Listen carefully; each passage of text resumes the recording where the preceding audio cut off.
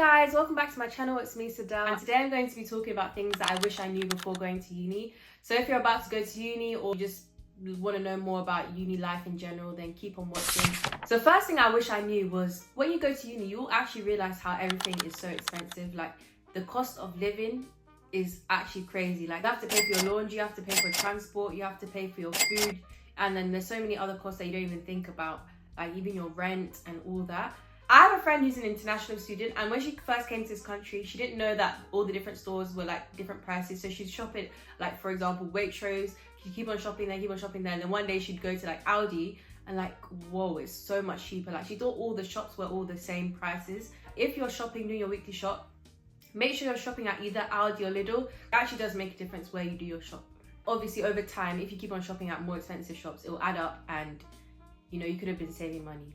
So if you didn't know, you get student finance, and everyone calls that SFE. Let's just say, for example, you get 1K a term, or most people's rent is over 1K.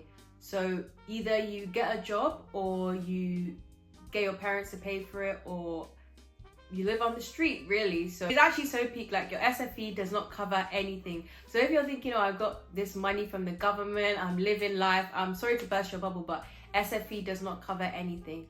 So on the theme of SFE, I would recommend that you have a separate account for your SFE. Actually, no, let me not give out financial advice. Sorry, this is not financial advice. This is just what I did. I created a Santander student, I think it's called like the Santander 123 student account, something like that. And it was good because you also got a free rail card, 16 to 25 rail card. So when I was going between uni and home on the train, it would give me discounts as well. So that was a benefit of having the card. So with my SFE, what I would do was I would set it up so that my SFE would come into my student Santander 123 account. And then I have my personal bank account, which I had before I joined uni. And then my personal bank account is just the one I use every day. So then I transfer money, maybe however much I wanted to spend that week, to the personal bank account. So I know how much I should spend in 1 week, rather than putting all the SFE into my personal bank account. And I would literally you could literally just be spending it without knowing how much you're spending. But if you have it in two separate accounts and you transfer it, it makes you more aware of what you're spending, and it makes you like be more strict with it. If you had 1K in your account, you don't need to really check it because you know you haven't spent 1K, but the money's just going down, and before you know it, it's the end of the semester. You've got no money for your shopping, no money to do your laundry, just walking around campus stinking and hungry. Like that's just peaks. Make sure, guys, make sure you go to Freshers Fair. Even Freshers Fair, it's in the name, Freshers. It's for freshers, but you'll see second years, third years there, because they'll have all the big brands. They'll have discounts for big brands like Amazon.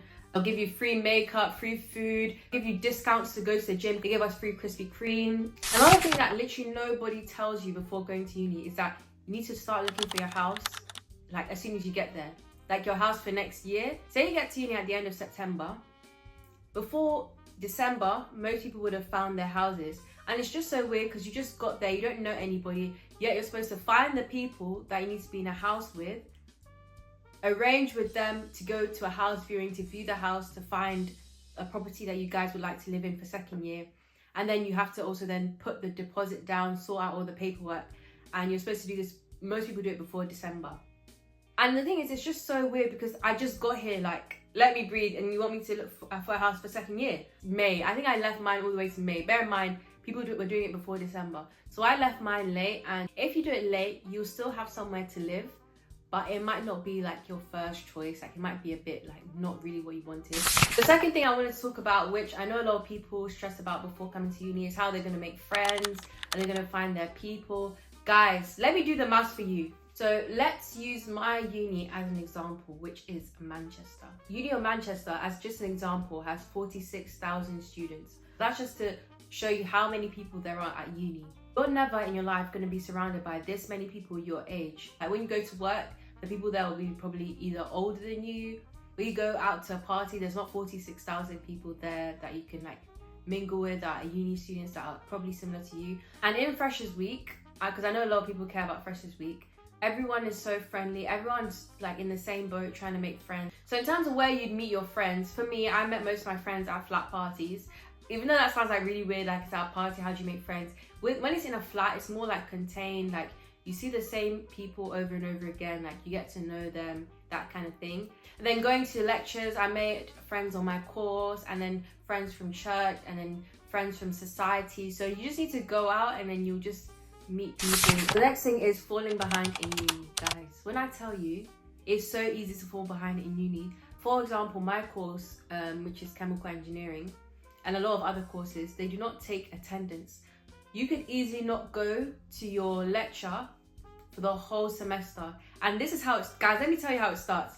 Go to your lectures, one day you just sleep in, oh, it's recorded anyway. That's the big problem. The fact that lectures are recorded makes you think that, oh, I can just go back and watch it. But you actually never do. Like, you don't go back, well, okay, maybe it's just me. Just do it once and then you get comfortable, oh, I don't need to go to lecture anyway. Twice. Then before you know it, the whole week's gone and you've not gone to a single lecture. Before you know it, it's the end of the semester, the exam's coming, you don't know anything and you're stressing. Please don't let that be you. Because another lie they told us before going to uni was that your first year doesn't count. Please check your course. I found out that my course actually does count, and what I mean by that is the grades you get in your first year contribute to the final grade you get in your third year. For example, if you get a first class degree, a 2-1, a 2-2, and whatever. So I'm just going to talk about flatmates. So I feel like this one really comes down to luck, honestly. Like, I know people who have hated their flatmates. I know people who have gone on holiday with their flatmates. So there's like two ends of the spectrum, it really depends. I would just say that, first of all, make sure you have a group chat for your flatmates. Make sure if they do something you don't like, you say it on the group chat, like, look who's done this, blah, blah, blah. We had something called Res Life, which are people who basically oversee the whole flat. And like, we had this one woman, and like, you can report people to her basically. I never had to report anyone to her, but if you had problems, you can. Okay guys, that was the last piece of advice. Thank you guys so much for watching. I hope you found this video useful. And just to put it out there, first year was really fun. It's a great experience, and obviously with these tips, hopefully that should make your first year experience a bit easier. Make sure to subscribe, make sure to like this video, and comment down below any other questions you may have about going to university. Bye!